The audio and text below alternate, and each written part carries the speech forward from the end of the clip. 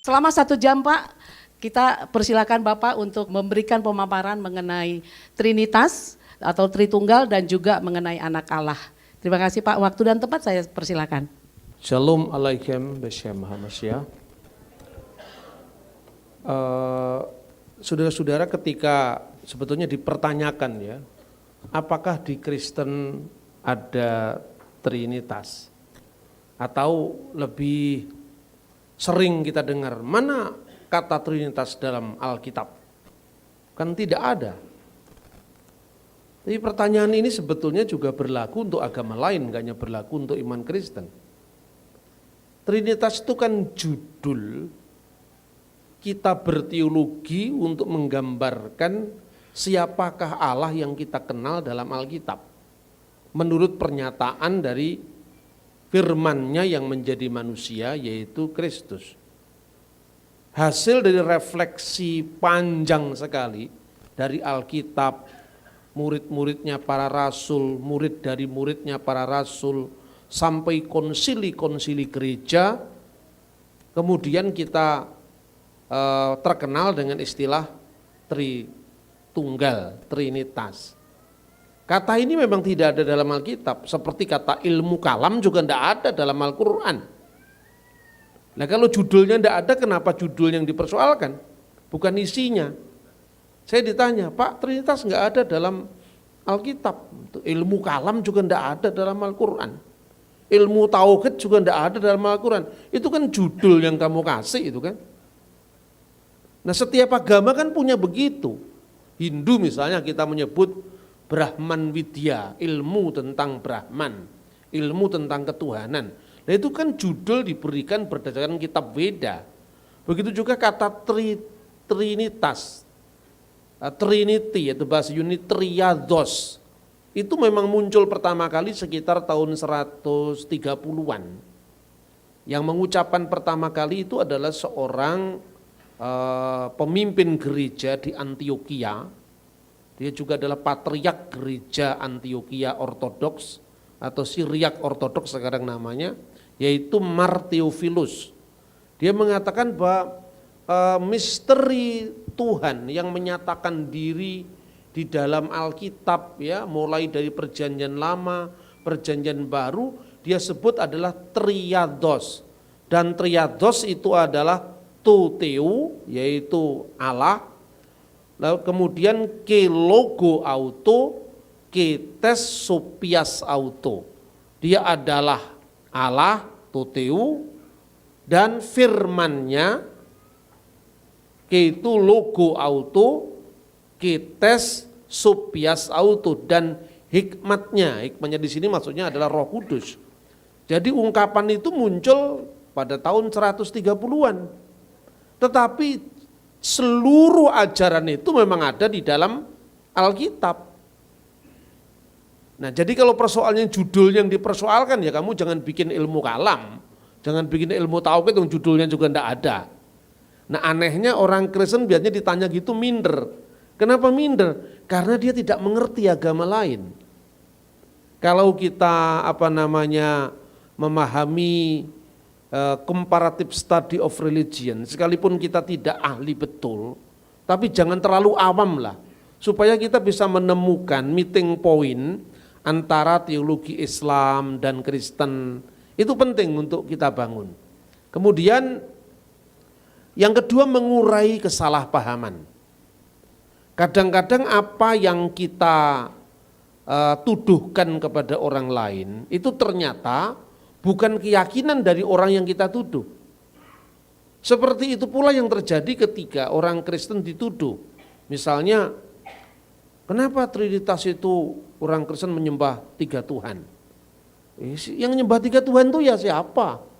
Kan gitu kan persoalannya. Nah ini perlu diuraikan secara historis. Bagaimana secara historis? Ketika agama Islam muncul, itu kan konteksnya sebetulnya adalah untuk menjawab keberapaan Tuhan. Kenapa? Karena pada masa sebelum Muhammad itu Jazirah Arab secara khusus itu kan pusatnya penyembahan berhala. Di mana ada banyak dewa-dewi di sana, Al-Lata, Usa, Manat, yang disebut sebagai banatullah atau putri-putri dari Tuhan. Makanya kemudian Islam mengkoreksi itu dengan menegaskan aspek numerikalnya Tuhan, aspek keberapaan Tuhan. Maka diungkapkan kulhu Allahu ahad. Katakanlah dia adalah Allah yang esa. Allahu somad. Allah itu tempat segala sesuatu bergantung kepadanya. Lam yalid wa lam yulad wa lam yakulahu kufuwan ahad. Tidak beranak dan tidak diperanakkan dan tidak sesuatu pun yang setara dengan dia. Ini reaksi dari apa? Reaksi dari penyembahan berhala itu tadi. Tapi kalau sebetulnya dengan ungkapan itu ditunjukkan kepada iman Kristen, sama sekali tidak pas. Pertama begini, bedakan antara substansi dengan ungkapan-ungkapan alegoris. Misalnya gini, kenapa orang Kristen kok Tuhannya Bapa? Apa Tuhan itu laki-laki disebut Bapa? Ya kan? Terus kemudian karena kita tidak memahami pola pikir tetangga sebelah kita itu, kita bingung. Padahal pertanyaannya, gak usah jauh-jauh, surat yang ditujukan untuk Kristen yang salah alamat tadi, kita urai sekarang. Coba kamu baca lagi ayatmu sendiri. Kul, katakanlah, huwa. Huwa itu dia laki-laki. Lah apa Tuhanmu laki-laki kan juga enggak kan? Itu kan gaya bahasa. Baru dari satu teks itu aja kita sudah bisa ngajak dia mikir, kenapa bukan hiya, dia perempuan, ya? Baik dalam bahasa Ibrani, bahasa Aram, bahasa Arab, Tuhan selalu disebut dengan kata ganti diri laki-laki. Misalnya, Adonai hu ha Elohim. Adonai dialah Elohim itu. Di situ hu artinya dia laki-laki. Huwallah, dia laki-laki adalah Allah. Bukan berarti Tuhan itu lanang, Tuhan itu perempuan, itu kan bukan begitu. Tuhan itu kan beyond gender, bukan laki-laki, bukan perempuan, juga bukan transgender kan. Tuhan itu mengatasi semuanya itu. Nah, kenapa disebut huwa? Kenapa ketika berdoa menyebut anta atau atta, bahasa Ibrani, anta bahasa Arab, Allahumma anta salam wa minka salam. Lah ini kan juga gender laki-laki. Wow, bukan begitu, karena budaya Timur Tengah itu budaya yang sangat bersifat paternalistik, maka diumpamakan laki-laki karena itu menunjukkan authority, menunjukkan otoritas. Nah, kekristenan seperti itu pula. Jadi artinya gini, bedakan antara teks-teks yang bersifat kalau bahasa Islamnya itu muhkamat dan mutasyabihat. Ayat-ayat yang sifatnya terang dan ayat yang sifatnya harus dimaknai secara metafor gitu loh. Nah, itu penting sekali dalam konteks kita berbicara hubungan kita dengan Islam dan Kristen. Saya kira nggak usah pakai PowerPoint ya. Saya kalau pakai PowerPoint nggak lancar saya malahan. Karena terus semua diikat semua gitu loh. Jadi saya kalau pakai PowerPoint itu ilmunya yang keluar cuman itu. Tapi kalau ngomong begini saya bisa kemana-mana, nggak usah ya. Nah nanti kalau belajar sendiri bolehlah itu. Kecuali kalau ada yang gerak-gerakkan sendiri, saya kalau menggerakkan ini lupa saya malahan. Nah itu yang pertama ya. Kemudian yang kedua sekarang, substansi ajarannya itu yang penting. Sejak kita membaca kitab Taurat ya, kitab Taurat itu kalau dalam ungkapan orang Ibrani ada dua, yang disebut Torah tertulis, Torah sebiktov dan Torah lisan. Torah sebi alpe itu Torah lisan. Torah lisan itu yang disebut Talmud bagi orang Yahudi. Talmud itu terdiri dari banyak traktat ya. Nah kemudian Torah tertulis itu, begitu kita membaca teks kitab Kejadian, 3 ayat pertama dari pasal pertama itu sudah bersifat trinitaris sebetulnya. Pada mulanya Allah menciptakan langit dan bumi. Ya, Bereshit bara Elohim et hasamayim ve et sa'aret. Ve ha'aret hayyetah tohu wa bohu. Ve hosek alfenetehom. Ve ruah Elohim merakefet alfenehamayim. Pada mulanya Allah menciptakan langit dan bumi itu belum berbentuk gelap gulita, kosong ya, tohu wa bohu, vihosek dan kegelapan, alfini hamayim, menutupi samudra raya. Wirruah Elohim, di sini ada warahullah, roh Allah. Ini Roh Kudus melayang-layang di atas permukaan air. Jadi melayang-layang itu gerak dinamis Allah di dalam menyalurkan hidup kepada ciptaan agar bumi, planet-planet bergerak pada orbitnya masing-masing dalam keteraturan. Maka alam itu di dalam bahasa Yunani disebut kosmos. Kosmos itu keteraturan, lawannya chaos, ya, lawannya tohu wa bohu. Makanya kalau seorang gadis bedakan itu kosmestik, keteraturan, itu kaitannya dengan kosmos. Ya toh? Melayang-layang di atas permukaan air, memberi hidup. Dari mana hidup itu? Dari sumber hidup, yaitu Rohullah atau Roh Allah. Wa yomer Elohim, dan berfirmanlah Allah, Yehior wa Yehior. Hendaklah terang itu ada, maka terang itu pun ada. Ini kan sudah Tritunggal. Loh, mana judulnya Tritunggal? Mana judulnya ilmu kalam? Juga enggak ada. Kamu tanyakan judul, kamu sendiri lupa bahwa di situ judulnya enggak ada. Iya toh? Nah, jadi seluruh perjanjian lama itu sudah bicara tentang Allah, firman-Nya dan rohnya. Ada ruah Elohim, Elohim dan davar Elohim. Nah, inilah yang kemudian oleh Theophilus tadi, seorang patriark dari gereja Syria Ortodok itu tahun 120-an, 130-an, dia mengatakan bahwa triados itu adalah Allah, firman-Nya dan hikmatnya atau rohnya. Itu yang tercatat baik itu secara tekstual dalam kitab suci maupun sejarah gereja. Mengapa itu penting? Karena selama ini begitu kita ngomong tentang Tritunggal, kita ini kalah dengan opini yang berkembangan di luar. Tritunggal baru diciptakan pada konsili Nikea. Nah, kacaunya Kristen juga tidak ngerti sejarahnya. Persoalannya itu kan, konsili Nikea itu benar terjadi tahun 325. Apa yang dibahas pada konsili itu? Kita ini kan belajar sejarah gereja. Itu kan sejak reformasi Protestan yang kita pelajari. Jadi reformasi Protestan itu sama dengan zaman Portugis masuk ke wilayah Asia. Portugis kan mendarat di Malaka 1511. 6 tahun kemudian Luther mereformasi gereja. Ini terlalu lambat kalau rujukan kita sejak zaman Portugis kan. Nah, gereja abad pertama, abad kedua, abad ketiga itu isinya apa?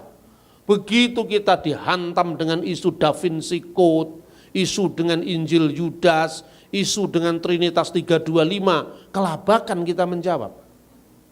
Kan begitu kan, makanya kita tidak boleh hanya membatasi sejarah gereja itu hanya konfliknya Katolik, Protestan itu terus. Kita ini kualat sama Bapak Gereja sebelum reformasi karena apa? Ini kita sudah payah-payah berjuang 16 abad sambil lari aja sama orang Kristen dibaca. Bukan hanya sambil lalu itu, sambil lari itu. Jadi dari zamannya perjanjian baru langsung Luther, Zwingli, Calvin itu kan. Lalu abad kedua, abad ketiga, perumusan-perumusan sejarah gereja, menghadapi ajaran bidat kayak Nestorianisme, Etikus, Arius itu apa? Akibatnya ketika dia dihantam dengan isu konsili Nikea tahun 325, baru menciptakan Tritunggal. Terus saya bilang begini, coba kita lihat sejarahnya lagi. Seorang yang bernama Polikarpus. Nah, ngomong Polikarpus juga Protestannya bilang, ini kan Katolik Pak. Apa hubungannya dengan Katolik? Ini Bapak Gereja muridnya Rasul Yohanes, kok arani Katolik? Nah, kemudian baru dari zamannya Alkitab langsung jelek jadi Zwingli. Nah, terus 16 abad ini kok gua dalam sejarah gereja. Ini yang membuat kita kacau gitu loh. Salah satu penyebabnya orang Protestan tuh kualat sama Katolik. Loh, ini betul saya bilang begini. Karena apa? Saking fanatiknya sama Katolik, bentuk salib aja dipersoalkan. Pak, salibnya Katolik itu salah Pak. Yesus sudah bangkit kok digambar. Nah saya bilang itu Katolik itu bikin salibnya waktu Jumat Agung. Yesus masih tergantung itu. Kalau Protestan bikin salib itu Minggu Paskah, Yesus sudah bangkit. Nah dua-duanya benar, dua-duanya salah. Salah kalau Anda lihatnya dari Minggu Paskah, benar kalau Anda lihatnya dari Jumat Agung, kan itu loh. Maka sekarang kita memaafkan sejarah, menatap masa depan bersama. Jangan lagi ada friksi-friksi seperti ini. Nah, untuk kembali ke akar, tambahannya satu lagi, gereja ortodok. Itu untuk kembali ke akar, sudah. Kalau Anda bisa mensinergikan 3 gereja ini, Protestan, Ortodok, Katolik, sehingga ada lawan, kata orang Ambon. Begitu Anda hadapi yang namanya Konsili Nikea tahun 325, baca itu Polikarpus. Polikarpus itu muridnya Rasul Yohanes. Biasanya kan begini, apa bisa dipercaya atau Pak? Apanya yang tidak dipercaya? Kamu yang tidak dipercaya. Ini tanggal kematiannya dicatat. Nah dari mana dokumennya Pak? Lah ini kan orang awam sekali. Gereja kuno itu punya tradisi namanya Sinaksarion. Sinaksarion itu catatan kemartiran para pahlawan iman. Ya, Polikarpus itu mati syahid, dibakar itu. Di tengah-tengah pembakaran itu tahun 156, dia kemudian berdoa kepada Allah Tritunggal. Ini jauh sebelumnya Konsili Nikea ini. Untuk inilah wahai Bapa Surgawi dan imam besar yang kekal, yaitu putramu yang tunggal Yesus Kristus, bersama dengan Roh Kudus, segala kemuliaan sekarang sampai selama-lamanya. Dia mati di pembakaran itu. Itu bukti jauh sebelum Konsili Nikea. Polikarpus punya murid namanya Irenaeus. Irenaeus itu menulis 4 jilid buku, yaitu melawan bidat-bidat. Dalam buku ini disebutkan bahwa Allah menciptakan segala sesuatu dengan firman-Nya dan Roh-Nya. Allah tidak tergantung dengan siapapun, tetapi dengan firman-Nya dan Roh-Nya Allah menciptakan segala sesuatu. Ini jelas semua bicara tentang Tritunggal. Sekali lagi, tidak ada judulnya Pak, kamu juga tidak ada judulnya, sama. Itu ingat-ingat itu. Kata-kata kunci saya itu kelihatannya guyonan, tapi sebetulnya itu telak sekali itu. Ya kan, kalau Anda tidak ingat isinya ya guyonannya lah Anda ingat, nanti kan kebetulan kan ingat isinya, kan gitu kan. Terus yang kedua sekarang, jadi sebetulnya jauh sebelum Nikea ini sudah berkembang pemujaan kepada Allah Tritunggal. Karena apa? Refleksi yang panjang dari para bapak gereja berdasarkan Alkitab. Perjanjian Baru kan mengatakan rahasia yang didiamkan selama berabad-abad sekarang telah disingkapkan. Surat Roma itu. Berarti dengan kedatangan Yesus, firman yang menjadi daging itu, firman yang menjadi manusia itu, rahasia yang didiamkan berabad-abad ini sudah disingkapkan kepada kita. Nah tinggal sekarang ungkapan-ungkapan itu kita pahami. Pertama untuk iman kita sendiri, kedua untuk membangun jembatan pemahaman agar orang lain yang di luar tradisi kita itu mengerti. Nah misalnya gini, kenapa harus ada kata anak Allah? Mestinya dijawab, kenapa baru kamu yang tidak ngomong anak Allah? Iya toh? Karena sejak zaman dulu kata anak Allah itu ada. Itu bukan ciptaannya orang Kristen. Coba baca kitab Taurat. Raja-raja yang diurapi Allah menjadi raja Israel disebut anak Allah.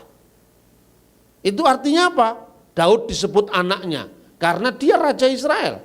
Tapi anak-anak yang disebut para malaikat disebut Bene Elohim, putra-putra Allah.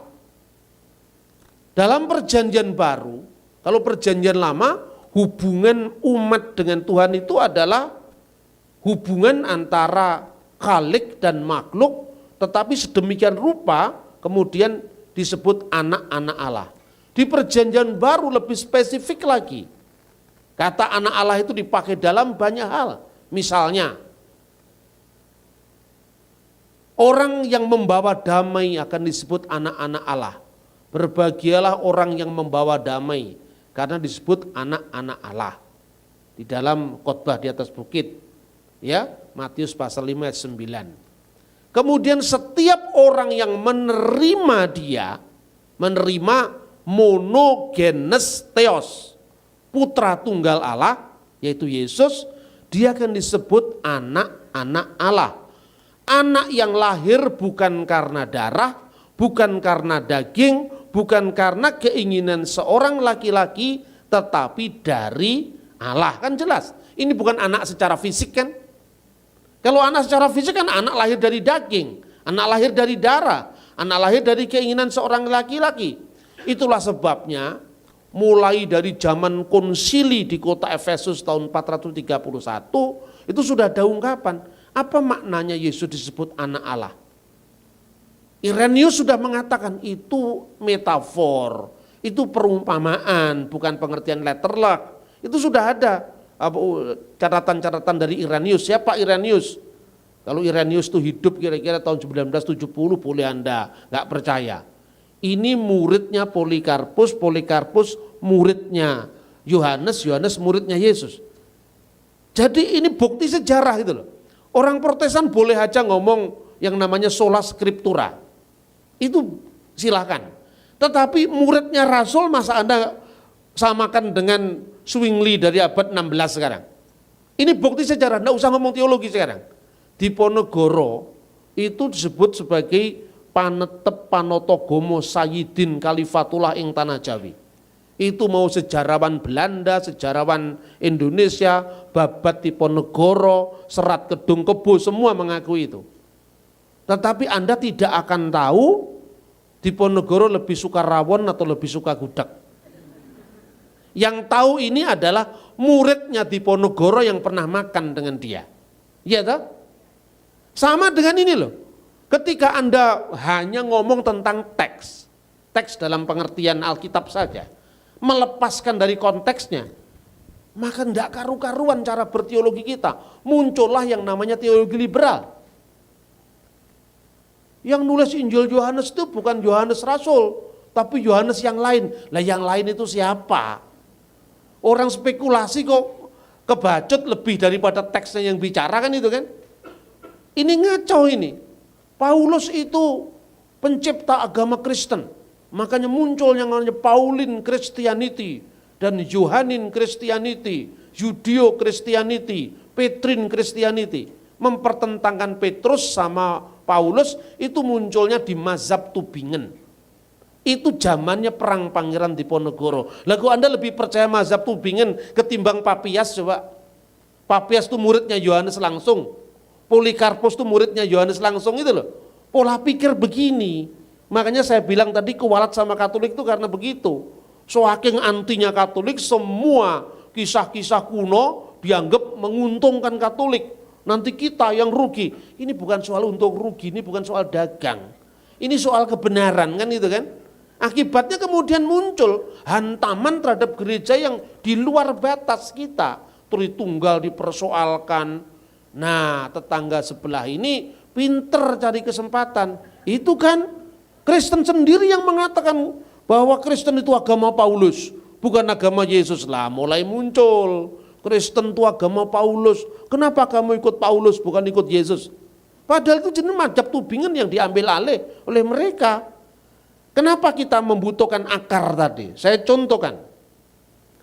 Penemuan yang namanya The Apostolic Fathers, tulisan para muridnya Rasul, makanya disebut bapak-bapak apostolik.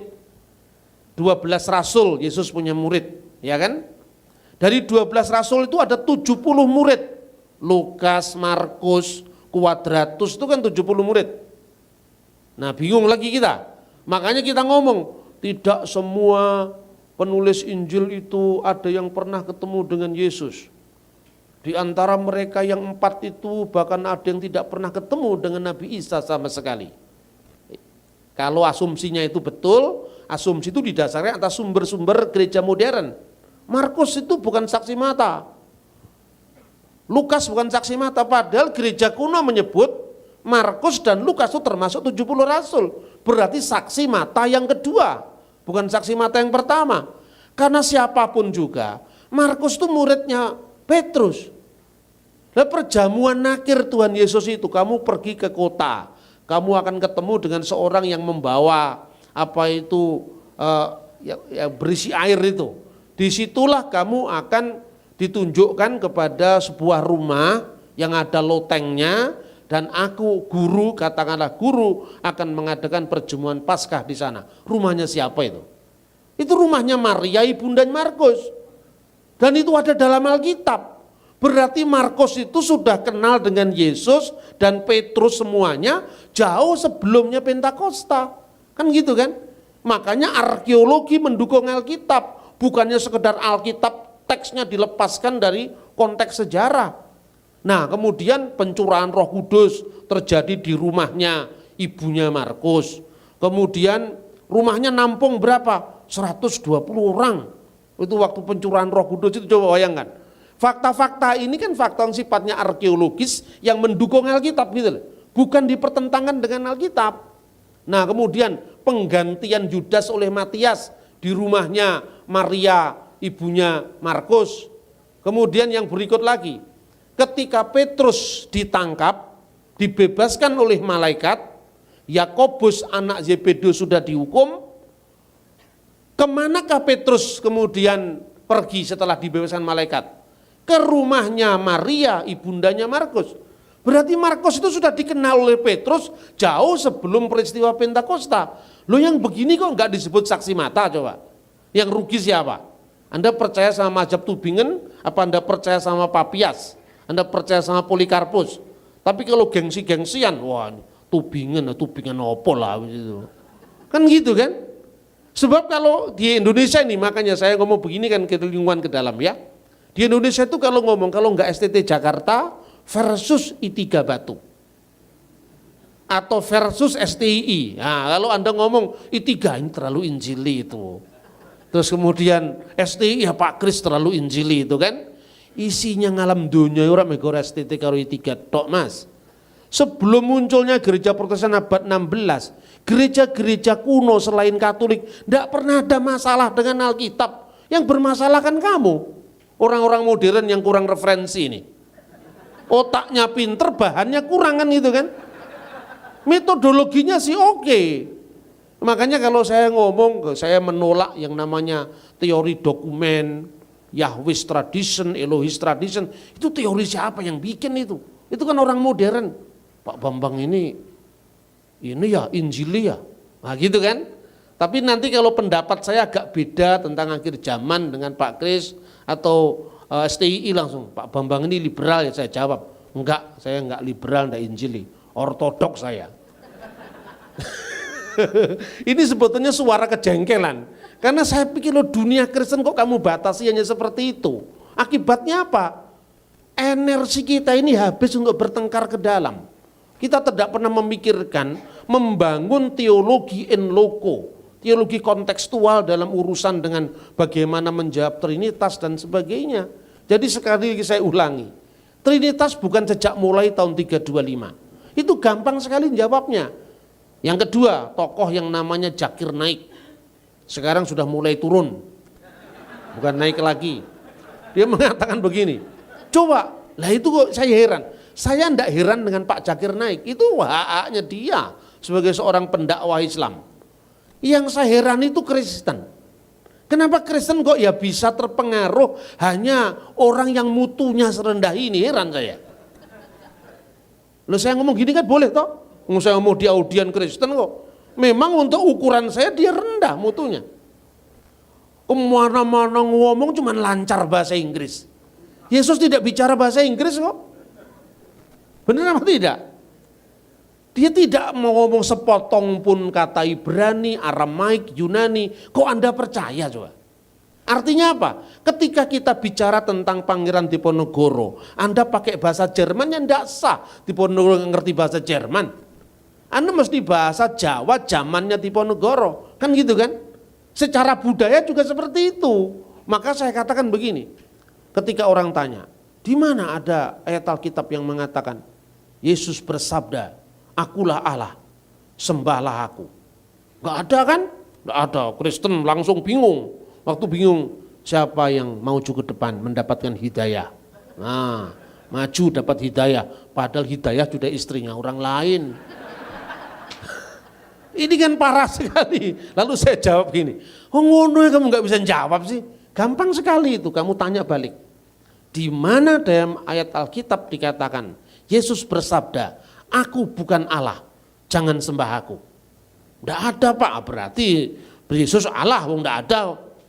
Oh nggak cukup itu, ya itu juga nggak cukup satunya. Pertama dilihat secara budaya dulu. Kebiasaan orang Yahudi itu jangankan kok sampai menyebut nama Tuhan. Tidak boleh itu. Itu lason hara. Lidah jahat menyebut nama tetragrammaton itu bagi orang Yahudi. Ya, makanya kalau orang Yahudi ada kata-kata ZHWH itu mesti dibaca Hashem atau Adonai. Ya kan coba Anda lihat di YouTube itu kan banyak. Reciting the Shema in Hebrew kan ketemu. Anda tidak hanya ketemu dengan bahasa Ibrani model orang Eropa yang orang-orang Askenazim, Shema Yisrael Adonai Eloheinu Adonai Echad. Ini kan gaya-gaya Askenazim yang dari Eropa. Tapi gaya-gaya orang Yahudi yang di Yaman, orang Yahudi yang di timur itu, ya, Sephardim yang di Spanyol itu kan bacaannya lebih meliuk-liuk. Shema Yisrael Adonai Eloheinu Adonai Echad. Adonai Eloheinu Adonai Echad ini jauh sebelum kulhu Allahu Ahad. Itu suwe iki. Bukan hanya kulhu Allahu Ahad itu kan zaman abad ke-7. Adonai Echad itu jauh zaman Musa sudah ada itu. Gitu loh. Jadi pertanyaan itu menunjukkan bahwa dia awam. Jadi tidak ada orang mengucapkan kata sayalah Adonai, ini tidak mungkin, sayalah Yahweh itu tidak mungkin. Tapi ketika Yesus ditanya, Yesus bersabda di dalam Injil Yohanes pasal 8 ayat 56 dan seterusnya 58 ya. Abraham bersukacita, dia telah melihat hariku. Hariku, apa yang disebut hariku di sini? Hariku ini sebenarnya Yom HaMoshiach, hari Sang Mesias. Karena kepada Abraham itu kan Tuhan menjanjikan, kamu akan menjadi bangsa yang besar, namamu akan masyhur, kamu akan menjadi berkat. Siapa yang memberkati engkau akan diberkati, siapa yang mengutuk engkau akan dikutuk. Gitu? Tapi berkat yang terakhir, olehmu semua kaum di muka bumi akan mendapatkan berkat.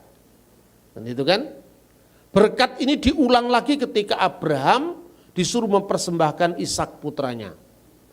Diulang lagi kepada Ishak putranya Abraham. Diulang lagi kepada Yakub cucunya Abraham. Ismail juga jadi bangsa yang besar. Ismail juga diberkati menjadi bangsa yang besar karena dia lahir ke dunia itu bukan karena dia minta dilahirkan, ya, itu ada kesalahan dalam konteks sesuatu ya. Artinya apa? Apakah itu kecelakaan sejarah atau bukan? Itu kan pilihan bebasnya mereka bertiga. Sama Anda mengatakan itu kecelakaan sejarah atau bukan, itu rumit itu jawabannya. Karena itu membutuhkan pemahaman kita tentang predestinasi, pemahaman kita tentang pilihan bebas dan sebagainya. Tapi artinya Ismail tidak termasuk dalam bagian berkat mesianik itu. Maka dia menjadi bangsa yang besar seperti Ibrahim, seperti Ishak, seperti Yakub. Tapi kalau Anda teliti membaca kitab Kejadian, berkat yang terakhir tidak diberikan kepada Ismail. Semua kaum di muka bumi akan mendapatkan berkat, itu diberikan kepada Abraham, kepada Ishak, kepada Yakub. Itulah sebabnya orang Yahudi kalau berdoa tidak pernah mengatakan Elohe Abraham, Elohe Ismail, Elohe Yakub, enggak pernah. Yang ada cuman Baruch atah Adonai Elohenu, ya, Elohe Abraham, Elohe Yitzhak, Elohe Yakub. Bukan berarti Tuhan tidak sayang sama Ismail, tapi Ismail tidak termasuk di dalam messianic blessing, tidak termasuk dalam jalur messianik itu. Makanya berkatnya, doanya Allah Abraham, Ishak dan Yakub gitu loh. Abraham melihat hariku, artinya apa? Hari penentuan di mana olehmu semua kaum di muka bumi akan mendapatkan berkat, itu sudah dilihat oleh Abraham. Abraham bersuka melihatnya. Orang Yahudi tidak paham ini kan? Dan dia mengatakan apa?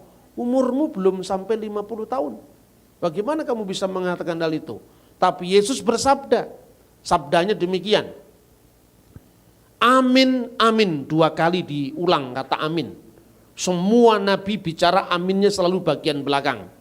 Hanya Yesus yang selalu mengawali sabdanya dengan amin, amin. Dan kata ho amin itu menjadi gelar Yesus dalam Wahyu pasal 3 ayat 14. Amin, amin lego humin. Sesungguhnya aku berkata kepadamu, prin Avram genestai ego eimi. Sebelum Abraham jadi, ego eimi, aku ada. Aku ada ini petunjuk kepada nama tetragramaton tadi, ego eimi hoon.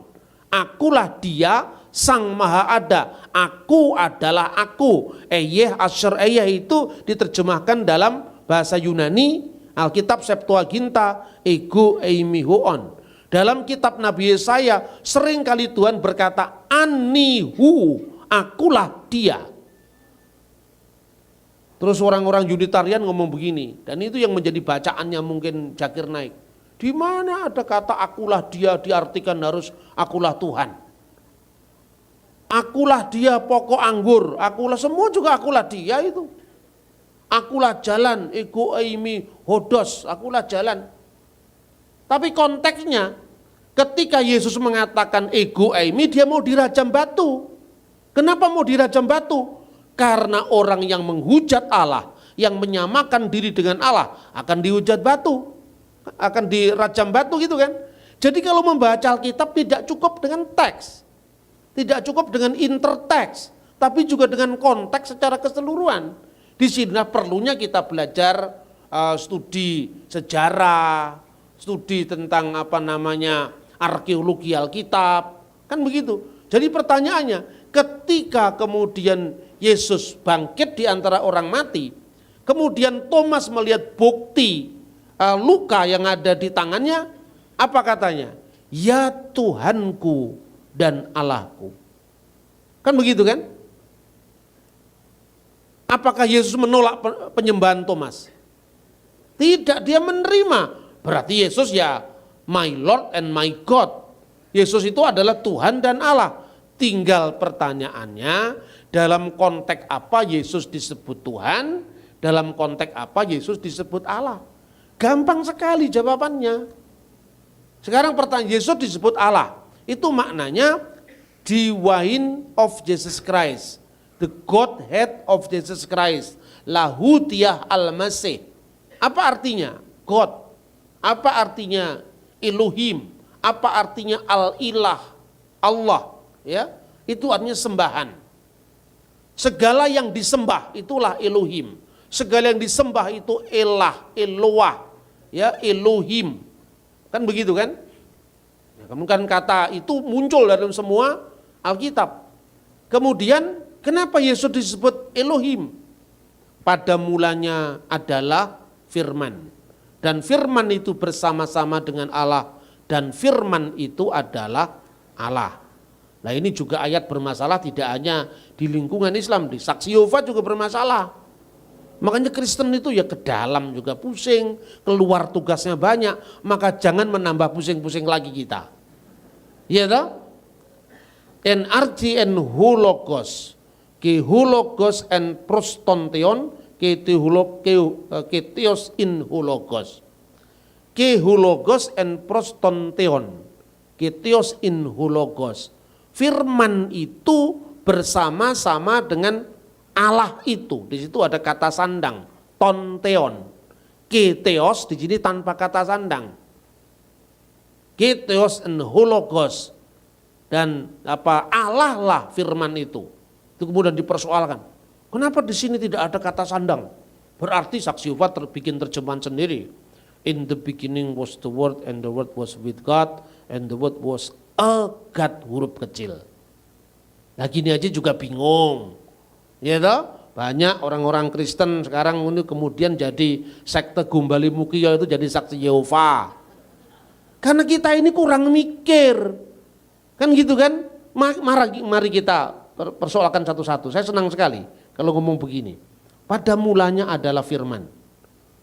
Firman itu bersama-sama dengan Allah. Terus saya tanya, lebih dulu mana Allah dengan firman-Nya? Ini kan pertanyaan untuk awam, gampang sekali kan? Ya lebih dulu Allah Pak. Kalau orang saksi Yehova dengan yakinnya, lebih dulu Yehuwa Pak. Lebih dulu Yehuwa ya? Ya Yehuwa itu maksudnya ya Gusti Allah kang akarya jagat, itu artinya kalau bahasa Jawanya. Oke. Nah terus kalau Allah sudah ada, firman-Nya belum ada, begitu maksudmu? Iya Pak. Yang menciptakan firman itu siapa? Ya Allah Pak. Allah menciptakan caranya bagaimana? Ya berfirman Pak. Nah firman-Nya belum ada, berfirman bagaimana? Sekarang bingung toh? Dijawab. Ya terus bingung, orang biasa jawab, yang lain-lain jawab. Lebih dulu firman Pak. Kalau lebih dulu firman, firman-Nya siapa? Ya firman-Nya Allah, katanya lebih dulu firman. Kalau lebih dulu Allah berarti ada waktu Allah sudah ada, firman-Nya belum ada. Berarti Tuhan pernah bisu, tidak maha sempurna. Itulah yang dibahas oleh Konsili Nikea. Makanya dikatakan, ya konsili itu kan akhirnya memutuskan ya regula fide, pengakuan iman. Nah pengakuan iman Nikea itu tahun 325, itu kira-kira bunyinya seperti ini.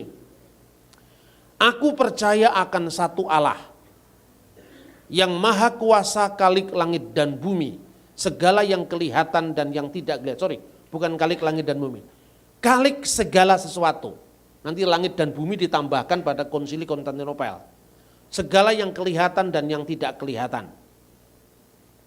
Dan percaya akan satu Tuhan, yaitu Yesus Kristus, anak Allah yang tunggal, yang lahir dari Bapa sebelum segala sesuatu. Setelah diceritakan yang bangkit di antara orang mati, naik ke surga dan seterusnya, akan datang kembali, dan yang terakhir, dan aku percaya kepada Roh Kudus, titik, itu tahun 325. Kepada mereka yang mengatakan bahwa ada waktu di mana firman pernah tidak ada, kana waktun lam yakun fihi. Saya lebih hafal bahasa Arabnya karena saya hafalannya pakai bahasa Arab, karena bahasa lain sulit saya hafal. Ya, ada waktu di mana firman pernah tidak ada, atau firman diciptakan dari tidak ada, atau firman itu berubah, memiliki wujud yang lain, memiliki kodrat yang lain. Semua ajaran seperti ini, maka gereja menganatema mereka. Itu Konsili Nikea. Menghadapi siapa? Ajaran Arius. Arius itu yang mengatakan kayak persis saksi Yehova itu.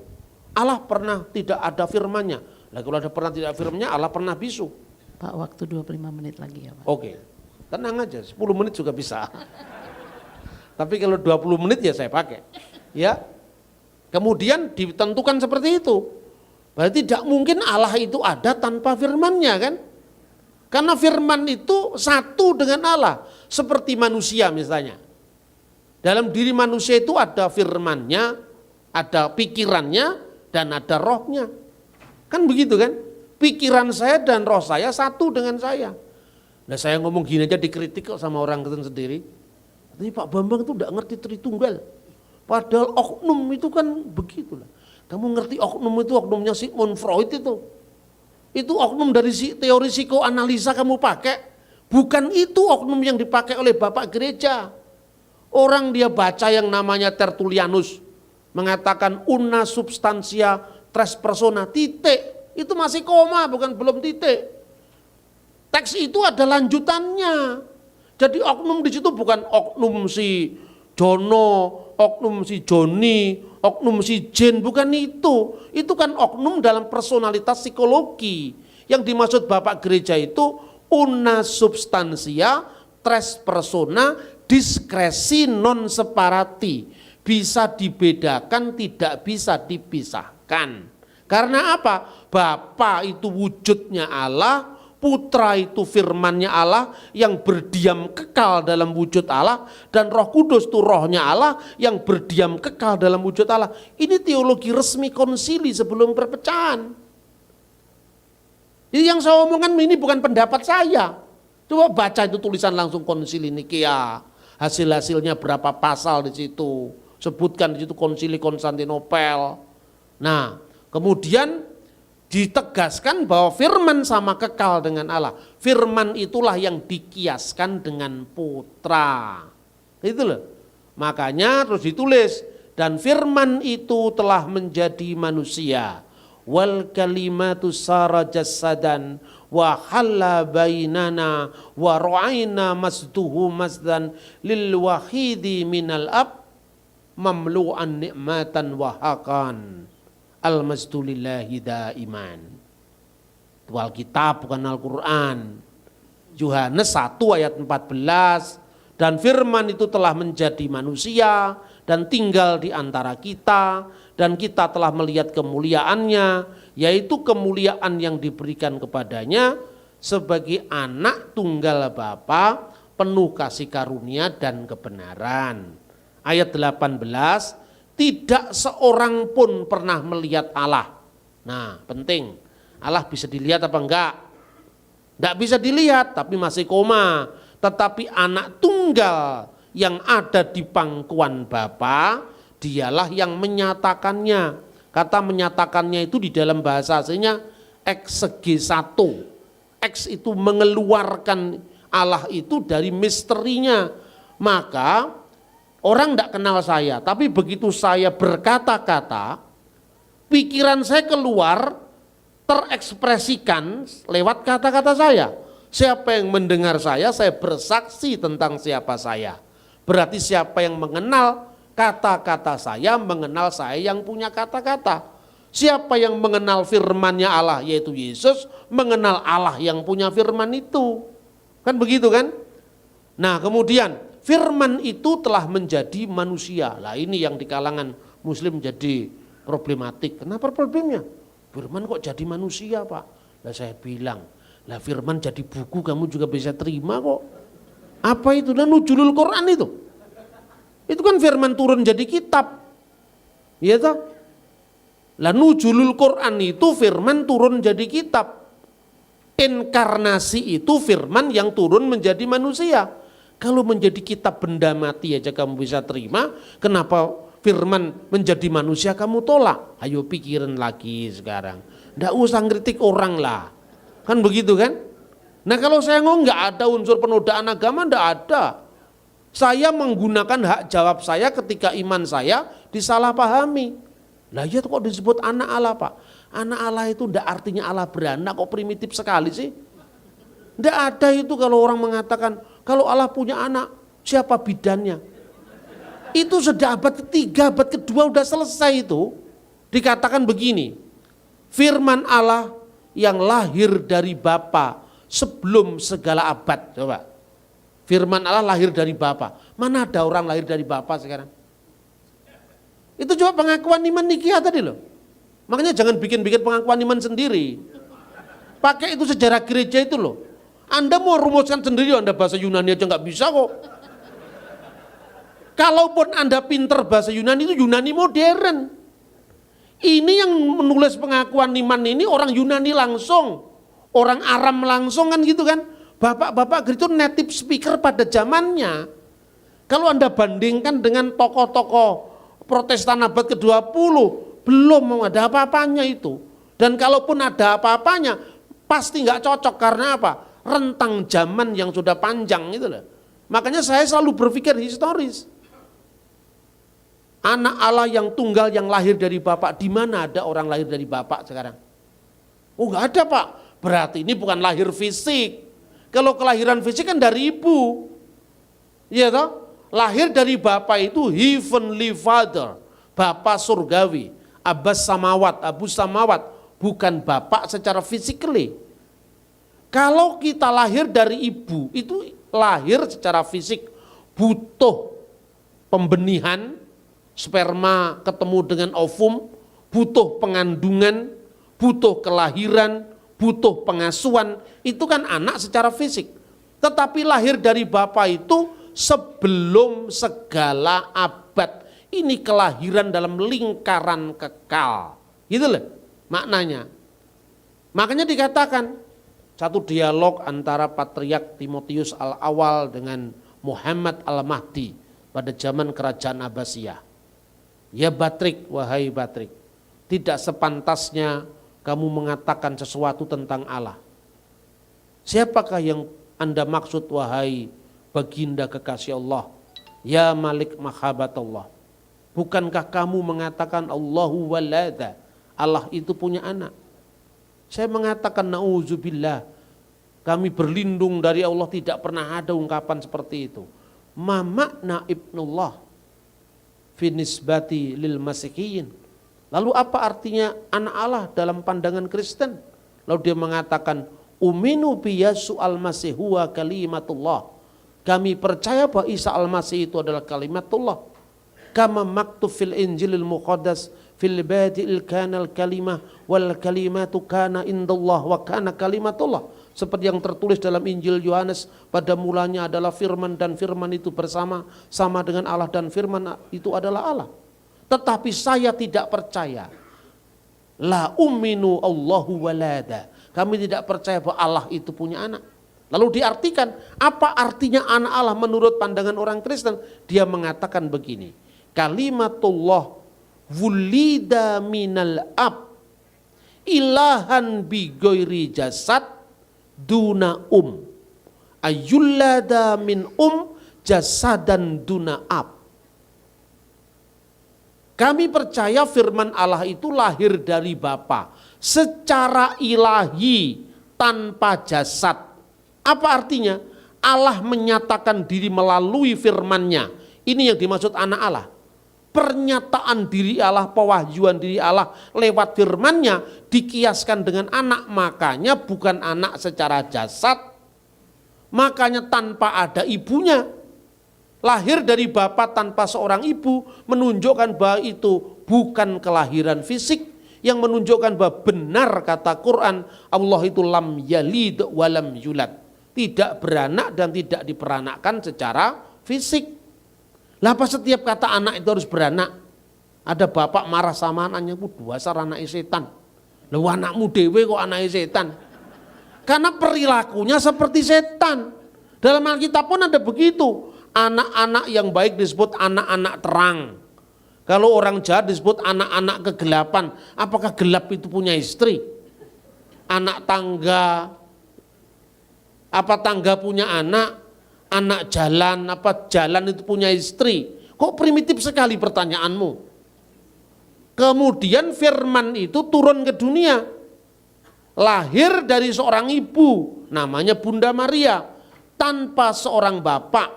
Kelahiran jasad itu tanpa bapak, duna ab. Karena apa? Karena untuk membuktikan bahwa anak yang dikandung Maryam itu bukan anaknya Yusuf suami Maria. Apalagi anaknya Pak Yusuf Kala. Gampang sekali sebetulnya menjelaskan Tritunggal itu. Lah nanti kalau sudah tahapnya lebih lanjut lagi, baru orang tanya, lalu kata persona itu apa toh Pak artinya? Itu tahap kedua. Tahap pertama dicerna dulu, bahwa tahap kedua itu ngomong. Yang namanya personalitas itu bukan psychological personality, tetapi itu maknanya metaphysical personality. Gampangannya gimana Pak? Gini, gampangnya ini saya gini tak ceritani Reneo. Kopi ini diombe dhisik supaya enggak ngamuan. Itu kan. Karena orang kalau sudah ngamuk itu uteknya bundel itu. Minum kopi yang banyak dulu supaya enggak ngamuk, duduk dulu. Ya toh? Saya ceritakan begini. Sekarang saya tanya, kenapa orang Kristen menyebut bahwa Allah dengan firman-Nya itu kekal? Sekarang saya tanya sama kamu. Kamu percaya bahwa firman Allah itu kekal apa tidak? Orang Muslim ini percaya Pak. Karena apa? Kami ahli sunnah wal jamaah percaya. Man qala innal Qur'an makhluk fahuwa kafir. Barang siapa yang mengatakan Al-Quran itu diciptakan, maka dia adalah kafir. Yang dimaksud Quran ini apanya? Kertasnya itu, huruf Arabnya itu atau apa? Kalau kertasnya jelas itu dari pabrik kertas, itu enggak kekal pasti kan? Itu pasti diciptakan dong, itu dari kayu turi kok asalnya. Kalau yang kamu maksud bukan ciptaan itu adalah huruf Arabnya, itu mengalami perkembangan. Pada zaman Nabi Muhammad, pada zaman Sayyidina Utsman, belum ada yang namanya sakal harakat, ya. Karena huruf Arab, bahasa Arab itu diambil dari satu jidir. Jidir itu kalau bahasa Ibrani sores, akar kata biasanya terdiri dari 3, misalnya salum, shin, lamit, mim. Bahasa Arabnya sin, lam, mim. Makanya shalom alaikum, bahasa Arabnya assalamu alaikum. Yaitu satu akar kata, shalom, salam, slomo, bahasa Aramaik gitu loh. Nah, zaman itu orang bisa membedakan apakah ini pecahan-pecahannya menjadi salam, taslim, muslim, muslimin. Itu bisa pecahan-pecahannya itu ada. Di Quran dulu nggak ada titik-titik diakritik yang membedakan ya, nun, ba, itu belum ada. Makanya misalnya orang mengucapkan di dalam surat Al-Baqarah itu wa maullahu bigofilin amma ya'malun. Itu dibaca oleh qori namanya Hafiz dari Asyim, Kalat dari Asyim. Tapi bacaan lain yang di Maroko yaitu Waris dari Nafi membaca bukan taklamun tapi ya'lamun, wa maullahu bighafilin amma ya'malun. Bukan takmalun tapi ya'malun. Bukan apa yang kalian kerjakan tapi apa yang mereka kerjakan. Karena apa? Titik-titik diakritik itu belum muncul waktu itu. Sesuatu yang berkembang itu berarti baru. Oh, yang dimaksud bukan itu, Pak. Lalu apanya? Yang dimaksud bukan ciptaan itu firman Allah yang kekal, yang tersimpan di Lauhul Mahfuz. Kalau itu sepakat saya. Tapi kan kertasnya gak kekal kan? Tidak, berarti ketika Quran yang kamu lihat ini kekal. Maknanya kekal, Pak. Kertasnya ini. Ya Bapak jangan memisahkan kertasnya dengan maknanya. Iya toh? Nah sekarang pertanyaannya, kalau kertas Quran ini terbakar apakah firman Allah ikut kobong? Enggak, Pak. Begitu juga kalau Yesus mati, firman Allah enggak ikut mati. Karena dia yang dibunuh dalam keadaannya sebagai manusia. Kodrat kemanusiaan yang dikenakan oleh sang sabda yang mati. Tapi sabda Allah tidak bisa mati. Gitu loh. Kalau Anda ketemu paralelnya kan mudah sekali. Justru yang lebih bahaya itu sekarang firman Allah itu kekal apa enggak? Kekal, Pak. Firman Allah itu Allah apa bukan? Bukan, Pak. Loh, berarti ada 2 yang kekal. Berdamping-dampingan loh. Iya toh? Ini Allah kekal. Kekal itu artinya apa? Tidak berawal, tidak berakhir. Firman Allah kekal. Tidak berawal, tidak berakhir. Sama-sama tidak berawal, tidak berakhir. Allah itu sama enggak dengan firmannya? Allah itu, firman itu Allah apa? Bukan. Bukan, Pak. Berarti anak loro. Tidak berawal, tidak berakhir. Lah kok begitu, Pak? Ini cuma pertanyaan kalau di Kristen clear. Firman itu bersama-sama dengan Allah. Firman itu Allah, maka satu. Kan gitu kan? Lah itu fisiknya Yesus sekarang. Lah itu fisiknya Yesus. Yesus yang menjadi manusia. Lah itu kan kemanusiaannya sama dengan kamu membedakan firman yang ada di Lauhul Mahfuz dengan firman yang kelihatan. Kan gitu kan? Yesus itu kan nama kemanusiaannya. Anak yang dilahirkan Maria itu yang dinamakan Yesus. Nah makanya Tritunggal itu bisa dibedakan antara Tritunggal secara ontologis. Tritunggal kekal itu adalah Allah dari kekal sampai kekal, mulai dari kitab Kejadian 1 ayat 1 sampai dengan 3 tadi rekaman pertama tentang Trinitas itu selalu bersama dengan firman-Nya dan rohnya. Kemudian ketika firman itu turun ke dunia dalam karya ilahi, itu Trinitas secara pernyataan, Trinitas secara ekonomia. Yesus dibaptis di Sungai Yordan. Burung merpati ada di atas, tampak di atasnya. Suara Allah dari surga berkata, engkau anakku yang kukasih. Loh, kalau firman jadi manusia kok masih bersuara, Pak? Kamu bisa membedakan satu bakpao dengan satu Tuhan apa enggak sih, Mas? Ini enggak usah ngomong Kristen Islam, ini orang kejawen loh lebih pinter dari kamu. Gusti Allah itu adoh tanpa wangenan, cedak tanpa senggolan. Itu tahu orang Jawa itu. Makanya saya lebih cocok itu kalau bicara sama orang-orang Kejawen itu loh. Nggak cocoknya cuma di batin aja, utang di batin. Makanya jadi kebatinan. Tapi pola berpikirnya untuk membedakan yang metafisik dan yang fisik itu lebih jelas daripada kelompok yang nanya-nanya Tuhan kok beranak tadi. Gitu. Lebih pas saya. Saya tahun berapa itu, beberapa tahun lalu itu diundang sebagai narasumber Temu Agung Kebatinan Nasional. Saya ngomongnya itu ya begitu, jadi disebut anak Allah itu bukan berarti Allah itu beranak dan diperanakkan, enggak. Saya enggak langsung ngutip Alkitab, itu sudah ada di dalam Serat Kunci Swarga karya dari seorang ahli kebatinan dari Ngayogyakarta Adiningrat. Kitabnya judulnya adalah Miftahul Jannah karya Broto Kesawa. Sinebut putrane Allah iku ora teges Gusti Allah itu peputra lan diputraake nanging sakabehing manusa cinipta saka citraning Gusti Allah. Ndak usah saya terjemahkan. Kalau Anda di Jawa ndak ngerti bahasa Jawa salahmu sendiri. Disebut anak Allah itu bukan berarti Allah itu beranak dan diperanakkan. Tapi semua manusia itu dicipta menurut citranya Allah. Dia ngambilnya di kitab Kejadian lah. Sudah lumayan lah. Karena dia bukan Kristen kok ya kan. Nah lebih kacau lagi Serat Darmo Gandul itu. Serat Darmo Gandul itu jelas-jelas itu membela Kristen itu. Jadi ada seorang murid namanya Darmo Gandul tanya sama gurunya. Yang disebut agama Serani itu apa? Gurunya menjawab, Serani itu sarananing manembah, meringalah satu. Orang Jawa kan suka otak-atik toh, Gusti baguse ngati. Nasrani maksudnya sarananing manembah. Ki kalam wati pitutur tegese Srani puniki saranane manembah meringalah satu. Mula Kanjeng Nabi Isa sinebut putrane Allah sejati tan nganggo nyembah brahala. Sebab itu Nabi Isa disebut putranya Allah sejati. Ini lebih pintar dari Omai Rama ini.